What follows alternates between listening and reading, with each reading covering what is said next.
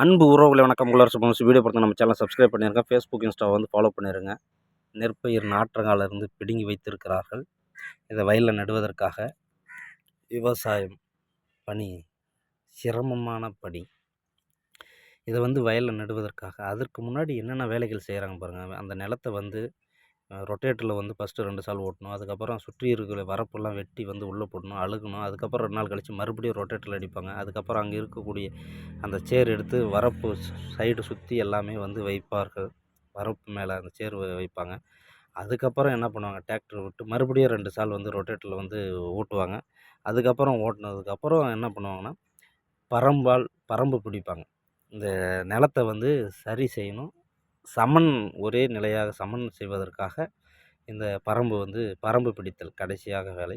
அந்த பரம்பு நீங்கள் இந்த ரொட்டேட்டரில் பாருங்கள், அந்த வீடியோலேயே வரும் பாருங்கள். ரொட்டேட்டரில் இங்கே பாருங்கள், அந்த ரொட்டேட்டருக்கு பின்னாடி வந்து பெரிய பரம்பு போட்டதுக்கப்புறம் அந்த இடத்த அப்படியே சமன் செய்யும். அந்த ஒருநிலை சமன் செஞ்சதுக்கப்புறம் என்ன பண்ணணும், உரம் போடணும். உரம் போட்டதுக்கப்புறம் தான் நெற்பயிரே வந்து நட ஆரம்பிப்பார்கள். இவ்வளவு வேலைகள் இருக்குது. சாதாரணமாக அரிசி வந்து நமக்கு வந்துடலை. ஒவ்வொரு வேலையும் நாற்றங்காலில் இருந்து உழவு ஓட்டி, அண்டை வெட்டி, சேறு வச்சு, அதுக்கப்புறம்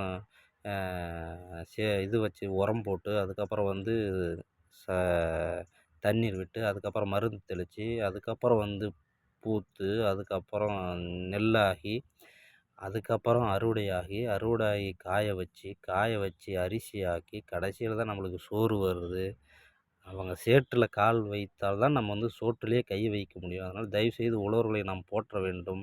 நம்மாழ்வார் ஐயா சொல்வார்கள், விவசாயிகள் எல்லாம் வணிகர்களாக, வியாபாரிகளாக மாற வேண்டும்.